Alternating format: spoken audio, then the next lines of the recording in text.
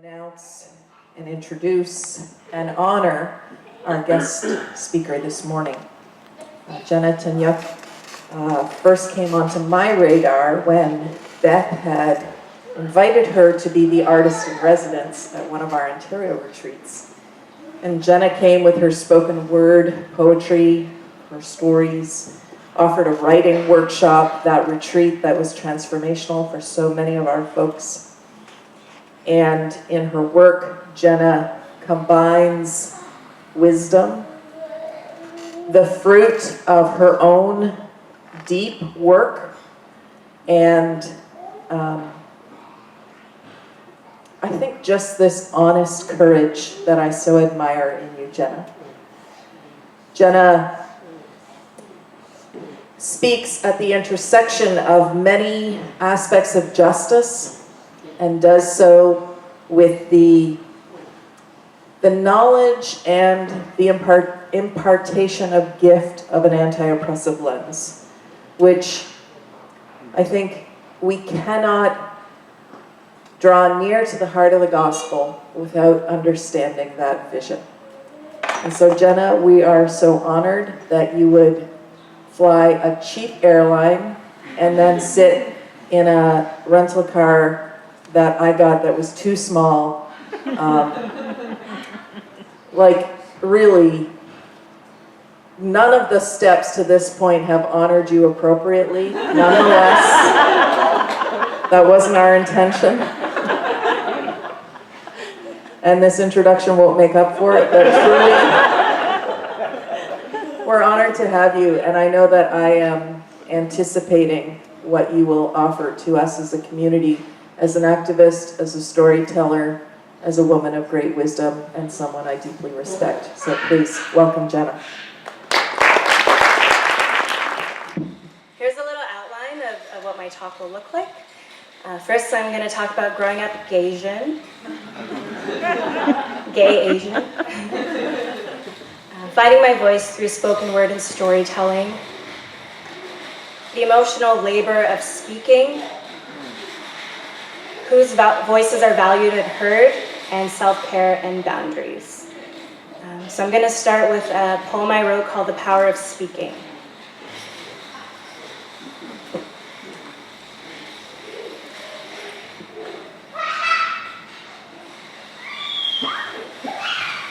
Audre Lorde once said, "What I most regretted were my silences. Of what had I ever been afraid? Was it the name? Was it the shame? Self-hatred by that label? Because I wasn't able to see past those fables and box myself in. Stereotyping, labeling, too afraid to challenge the norms and think different, or be different. Stuck, stifled, and suffocated in a closet of self-hatred, guilt, and shame, hoping it would just go away, but it didn't. So I fought myself daily, telling myself to just keep it together. No one would ever label you that way. There's no way you could be. Don't even say it. No one would suspect it. There's just too much shame. So I got good at faking it, presenting a put-together persona, pretending I had it together because I was afraid of the cracks. So afraid that if I lacked in one place, you would see what I was really hiding. Finding out the story behind the tears I was crying, seeing the lies I designed and devised, and barriers and walls I hid behind. But some days, you get so sick of weeping, and the loss of sleep from all your tears, because of fear. Fear of the unknown, fear of being different, fear of losing everything. Or maybe what you were really afraid of was freedom.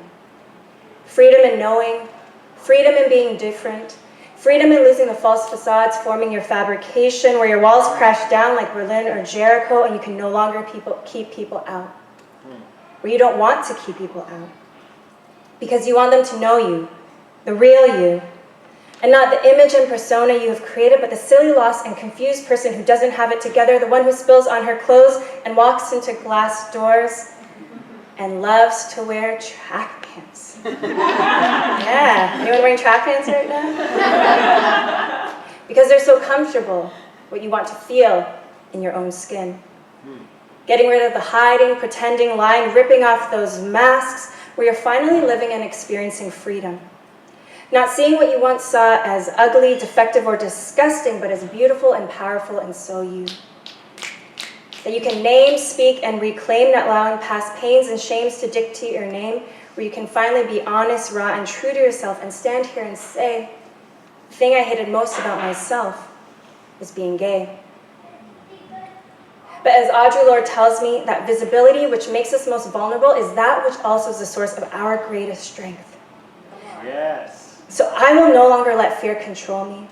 Silencing the World War III within that wants to destroy me, or let the world tell me that I'm worthless and broken. Because I know I am beautiful and powerful, and finally walking towards freedom and healing those around me through stories with the simple act of speaking. Thank you.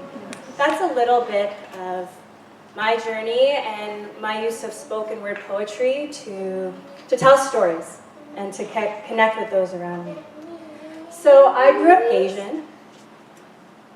My background's Chinese Jamaican. We didn't talk about our feelings, and I grew up in predominantly white communities.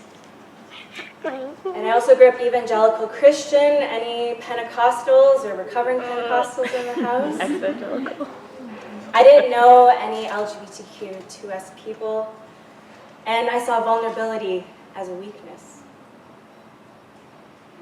So that's little Jenna, a sporty tomboy. No one could tell from those photos, but look how it turned out. And a lot of internalized shame, where I didn't see anyone who looked like me or lived my identities. And I wanted to be a straight white girl, which, obviously wasn't going to happen. And I thought I was shameful and broken and needed to be fixed. And we get these messages at a really early on, through the church, through the media, communities, that tell us who we are is wrong or shameful. So I wasn't only experiencing that, wrestling with my sexuality and my crushes on Ariel or Belle without realizing it until later, but also around my racial identity. So how many of you have ever had White Rabbit candies before? Ooh, White Rabbit candies. Yeah, I got to raise the roof back there. So I'm going to tell you a story from kindergarten. I went to a very white school, and it was one of those multicultural days.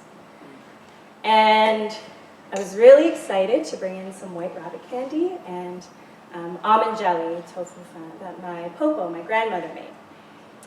But as you can imagine, I brought it in, and what I brought was barely touched. And I remember feeling that, why don't they want to try what I'm offering? This treat is really delicious.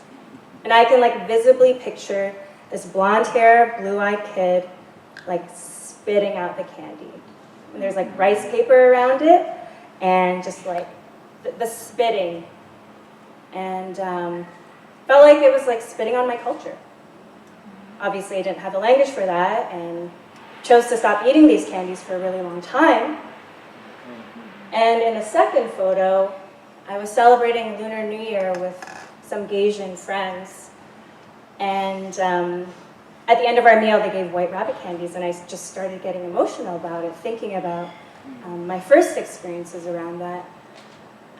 But here, I was surrounded by people who saw me, who got me, who lived similar experiences as me. And I didn't have to hide that part of myself, which is something that has taken me a long time to unpack.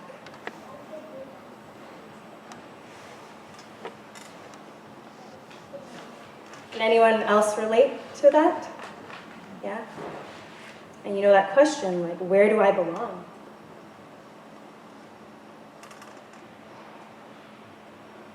So you saw this sporty picture of me.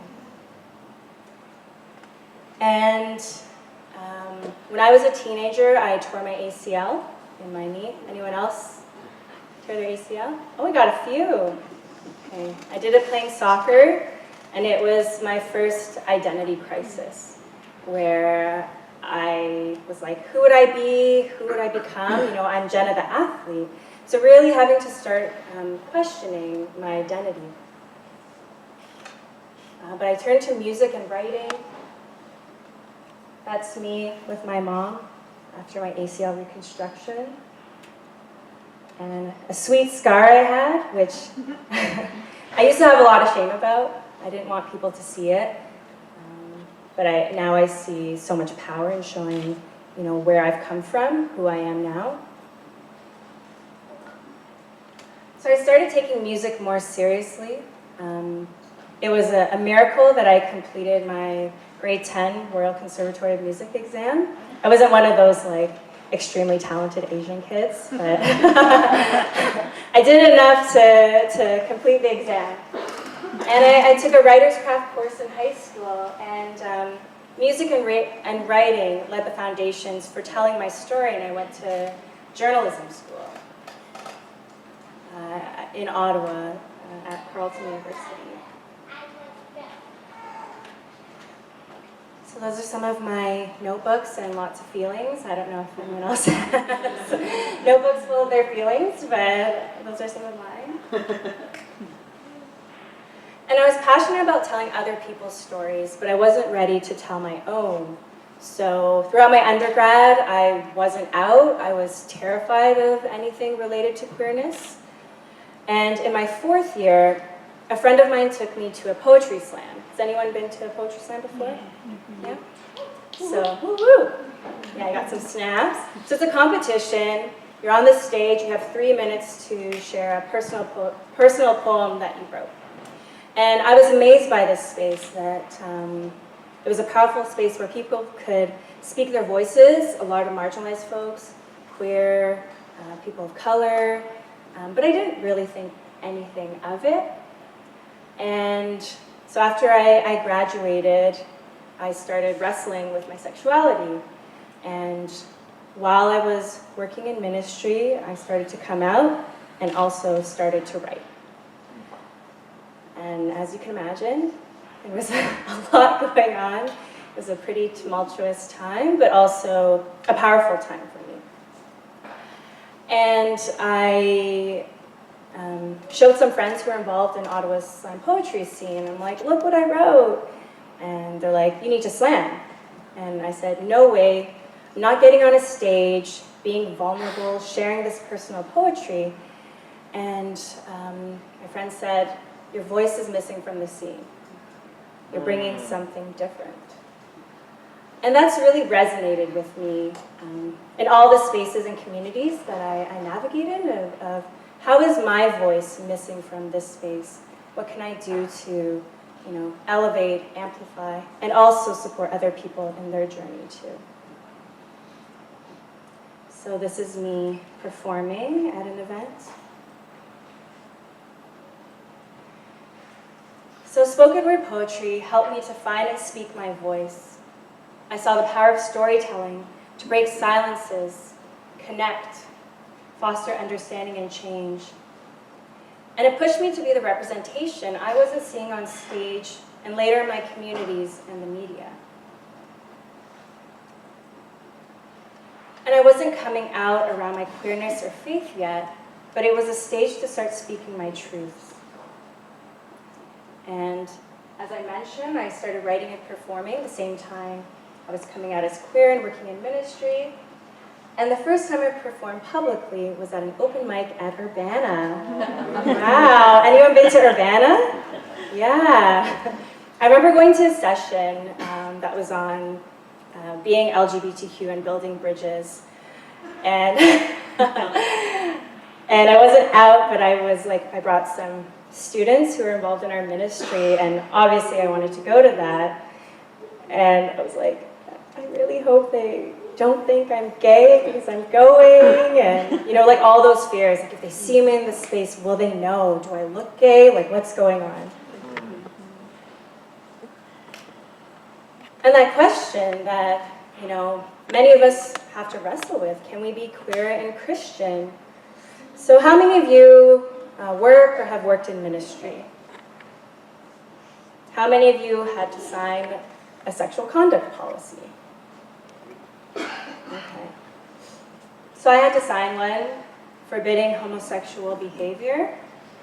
But when you're in such a painful place, you know, I remember signing with ease, not even thinking it was possible to come out and live my life as a queer woman.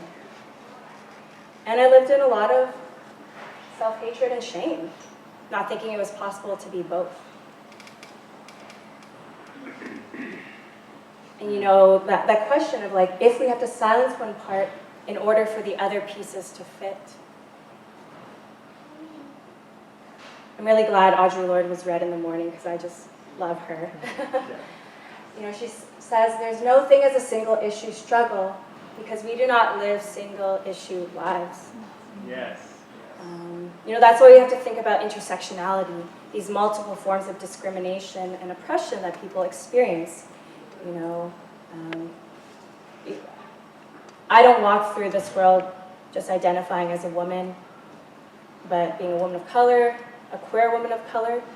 You know, so when we're thinking about identity, we need to think of these different forms of oppression that impact the way people navigate this world. So, at some point I had to leave the church. I couldn't be in that space anymore. I hated Christians. Just like the thought of Christians just was really hard for me. But I realized I never felt shame from God, but by people. But a part of me was missing for a really long time. You know, and how could they talk about open doors yet shut out people like me? Shut out my queer, trans, non-binary friends who have so much beauty and power to bring into this space, and the church misses out a lot without our voices there. That's right. But it takes a lot to break down the queer shame. You know, maybe you can identify with some of these of how you've wrestled with your sexuality, your gender identity. But for me, writing and speaking my story was really healing. Representation in other stories. Possibility models, Janet Mock and Laverne Cox talk about. They're two amazing trans Black women, and I really love that, those people of possibility. Meeting other LGBTQ2S people. Learning from queer, BIPOC, feminist writers, activists, and friends. I feel like there was like a whole canon of information and resources that I had no idea about. People telling me they love me many, many times. You know, like, I love you, Jenna. I love you, Jenna. I love you, Jenna. And, you know, sometimes it sunk in, other times there was that resistance, you know? But that's why it's really important that people know they're loved. Even if you've already told them 20 times, they need to keep hearing it. We need to keep hearing it because we get so many messages that tell us otherwise. And sometimes you have to remove yourself from places who don't tell you those things. I did a master's in gender studies, which I'll talk about a little more, that really shifted a lot of things for me. And a lot of learning and unlearning to break down the scripts I had internalized. And being really kind and gentle to yourself, you know, because sometimes you take two steps forward, but then 10 steps back, and then 5 steps forward, 8 steps back. You know, this isn't a linear journey. So I was inspired by Audre Lorde, Gloria Anzaldúa, bell hooks, Jose Españunos. Anyone know some of those theorists and writers? You should go look them up. They're amazing. And they talk about, you know, finding voice, breaking silences, speaking back from the margins. And it gave me language to understand the complexities of my identity and experiences as a queer Christian woman of color, that I couldn't look at myself as, you know, this is my gay part, this is my Christian part, this is my racialized part, that they're all part in creating this whole person that is me. But I still boxed myself in. That's me in a box.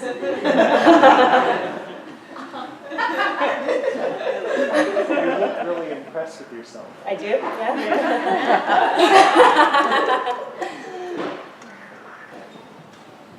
And you know, that question of, like, can I bring my whole self here? Right. Is it safe? Right? And I think that's something a lot of us have to navigate. You know, even when I enter churches or Christian spaces, like, I'm at the back. I'm not at the front, but I'm still at the back. So I'm going to share another poem I wrote called A Seat at the Table. I actually wrote it when I was in France at a retreat with Jean Vanier.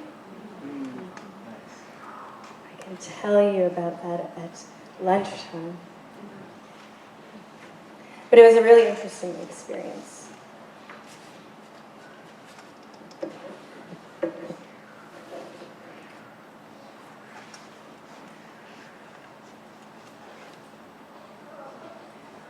I often sit at the back, hoping no one will notice me, already planning my escape route in case I need to leave, in case I'm triggered, in case I don't belong. But it wasn't always that way. I used to sing and play on worship teams. I used to welcome people with open arms. I used to belong until I came out as queer. But the words and actions of the church have pierced me in painful places I didn't know even existed. Places I could feel so much self-hatred, shame, and silence, hiding for years, praying it would go away. Please, God, anything but this. Because the church hates people like me, pointing the finger without looking at the plank in their eyes. How few actually take the time to hear our stories, to hear our shame and humiliation, to hear our desire to be loved and valued, to meet us and actually see us. It's so much easier to look away, to get stuck in doctrine without reflection, listening and asking questions, choosing what they see as right instead of having a relationship. And so we're bullied and harassed, or we leave community, or we take our lives. This is a daily reality for many LGBTQ people longing to find community, including safe spaces in the church, where we can exist and pursue Jesus and be valued, instead of having others focus on our lifestyle, which is actually just our lives. Yes. And we deserve to be here.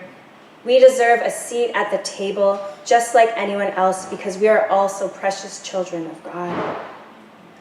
So please see our humanity. Allow our stories to touch you, even if it's uncomfortable or unfamiliar. We have so much beauty, empathy, and love to bring to your communities and spaces. So take a look at the back, at who's already planning their escape route, and think about whose voices and stories are missing at your table. Pull up a chair, invite us in, and listen. Thank you.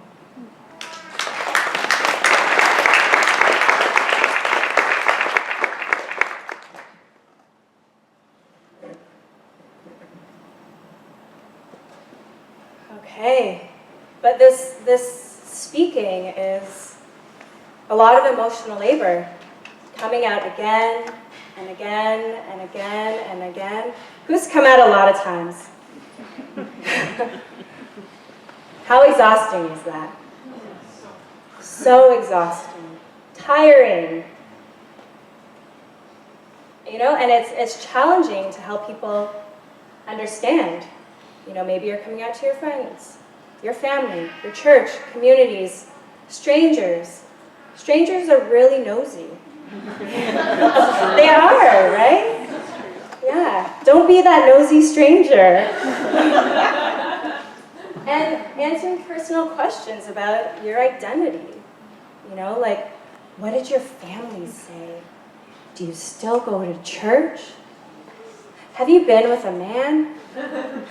You know, someone asked me that, kind of like, oh, how did you know, or whatever. And I'm like, well, have you been with a man? And that made him quiet very quickly.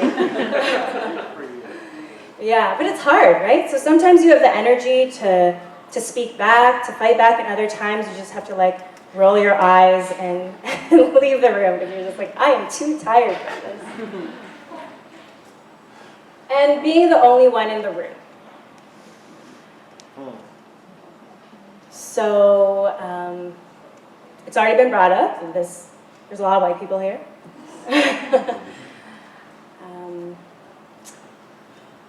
Some of you may have entered the room and didn't think anything of it. No. You're used to seeing people who look like you, have similar lived experiences, while others may have looked in the room and noticed who wasn't there. And it's a privilege not to look and not to have to think about that. So I spend a lot of time at the front and back of rooms. You know, maybe I'm giving a talk, a workshop, or I'm quietly sitting at the back observing. And you see a lot of things when you're in those places, being that active observer and listener. And you know, changing these structures and systems take a lot of time, take a lot of energy, where you're like, I've spoken to these people how many times, like they're just not getting it. And sometimes it's really hard to see those little steps that are happening, because you're like, I'm over here, I'm like ready to be loved and accepted, and maybe some places are just starting to acknowledge, I think there may be some like gay people here. And there's high burnout. Right? It's tiring to speak. It's powerful to speak, but it is exhausting. And you know, a question I ask is it worth speaking my voice? So much of my work is around, you know, speaking our voices, telling our truths. But I ask myself this question, you know, is it worth speaking my voice here or there? When do I need to pull back and not give that energy to people who may or may not get it?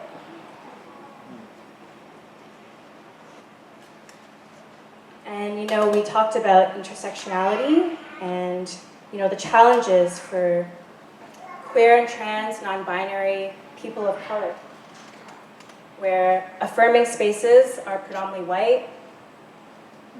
You know, there's trauma from colonization, white supremacy, transphobia, homophobia, classism, like the list can go on and on and on. And that lack of intersectional framework where, you know, we have to be the ones speaking. Not only like, is our queerness accepted here, but also like, is our racial identity accepted here? And, you know, it's exhausting to always be that voice. So maybe in some of the communities that you're in, you're always that voice.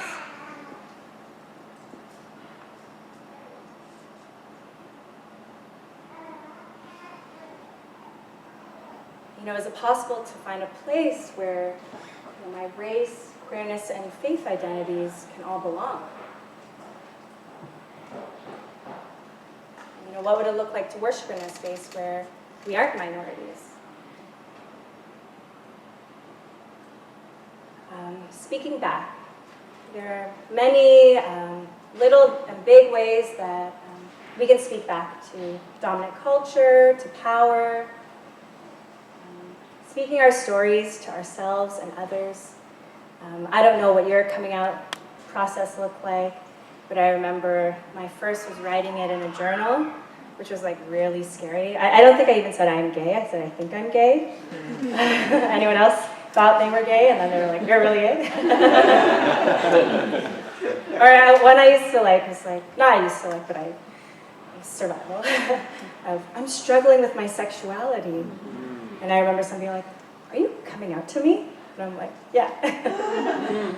But, you know, embracing that language takes time. You know, sometimes we have to try a few things before the ones that fit. But it's also like, it's really fluid. These things change, they shift. And then, you know, saying it out loud. Did anyone practice in a mirror? Of like, I'm gay? No? Okay, well, I did. It's really scary, and just like, you know, looking back at yourself and feeling disgusted by that is not great. And then, you know, telling the first person, telling the second person, telling the 900th person. I don't know if anyone's kept count, but you know, it takes a lot of time and many stories. You know, some other ways we can speak back is, you know, plan or show up at events and protests, supporting queer communities, racialized communities, so many important causes for us to care about. Allyship in the church. I know we have a bunch of pastors here.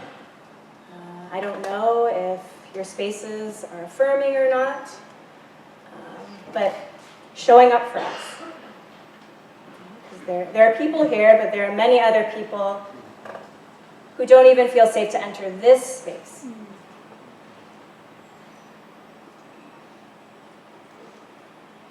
And supporting other marginalized voices. And again, a lot of learning and unlearning.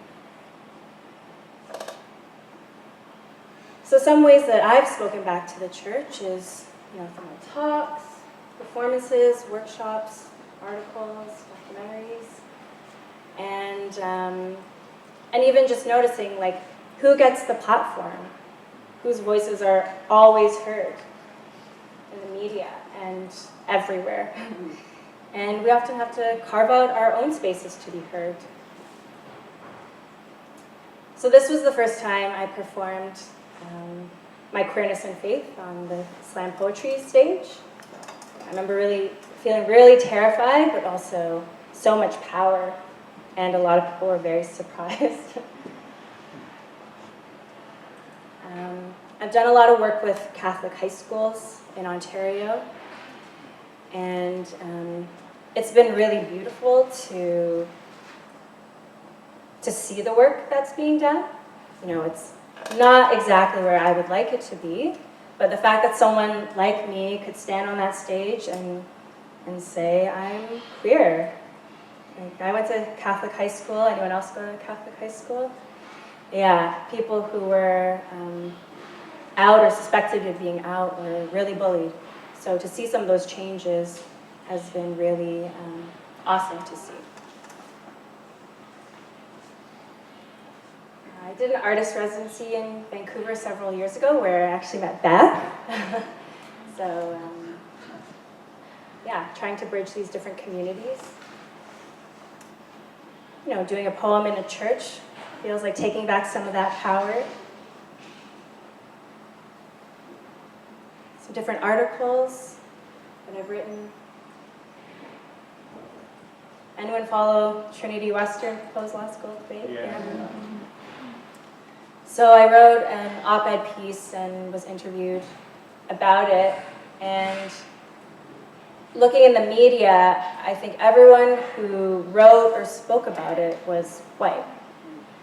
And they're more likely to ask a cis, straight, white man what his opinions are on this than a queer Christian person of color. You know, that's a problem.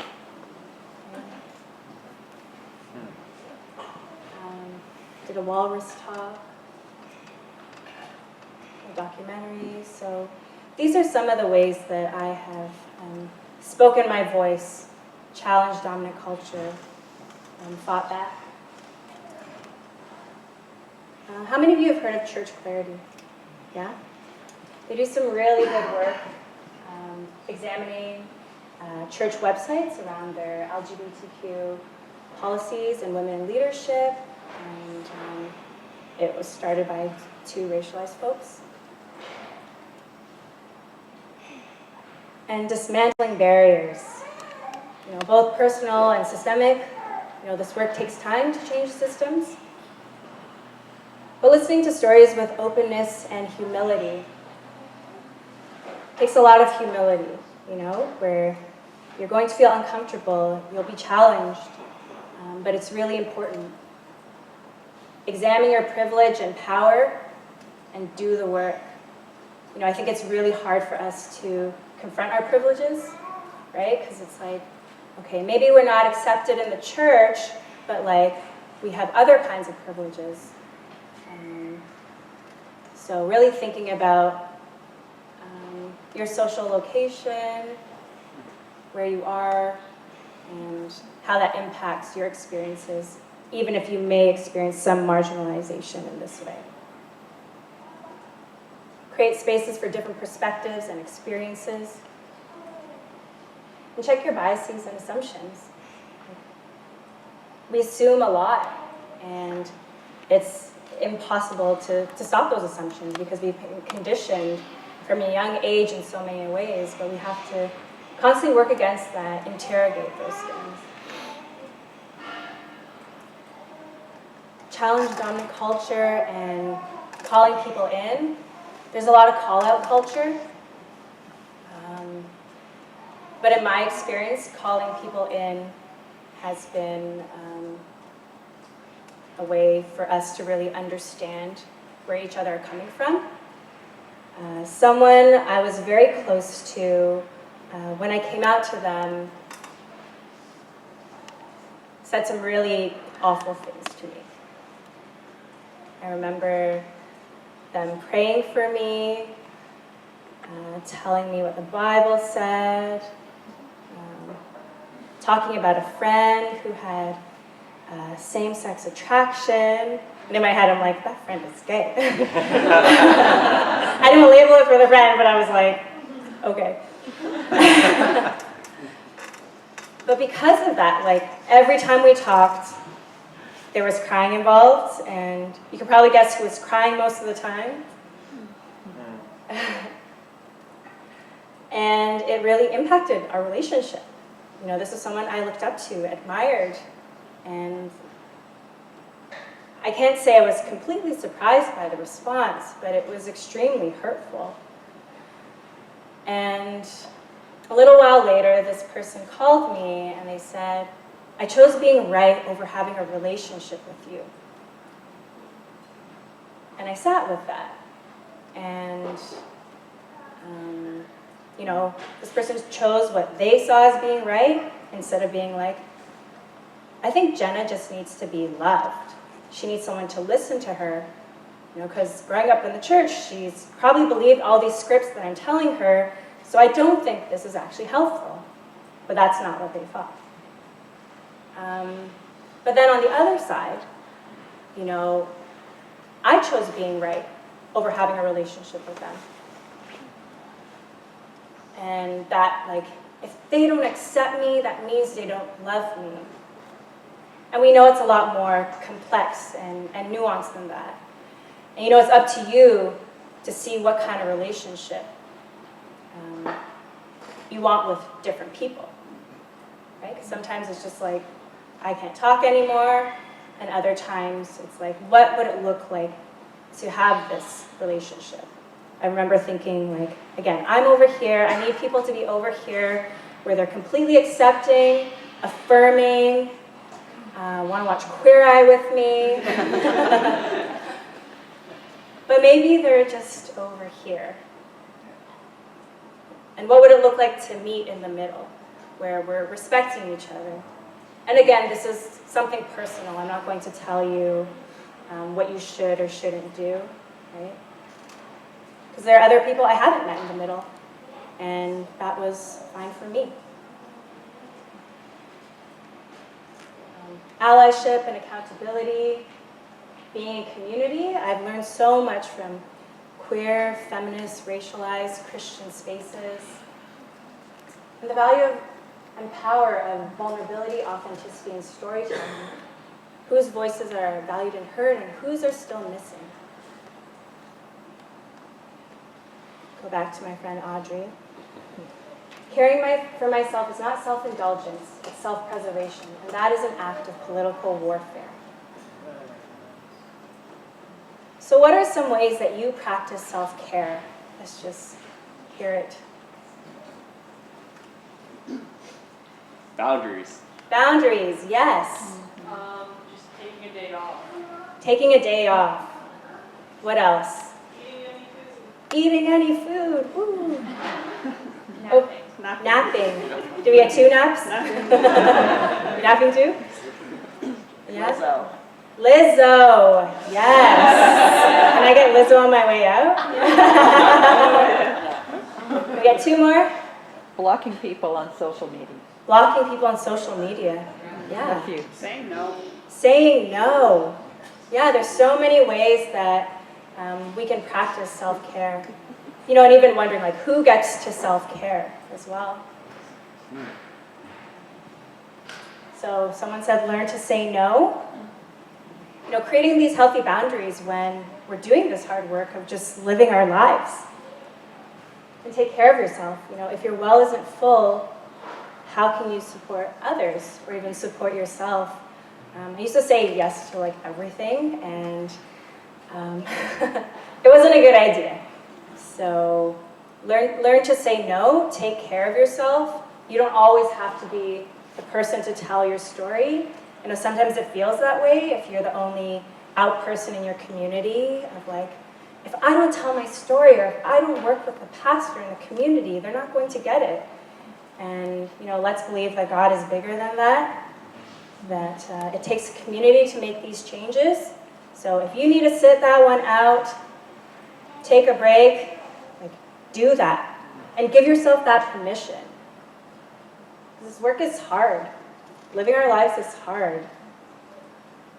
And trust yourself.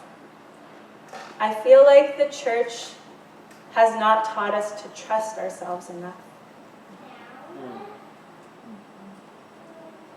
And let other people feel uncomfortable and don't take care of their reactions. How is it that you offended me, but I'm making sure that you're okay? You know, that's a problem. So if someone feels uncomfortable, let them feel uncomfortable and go listen to some Lizzo.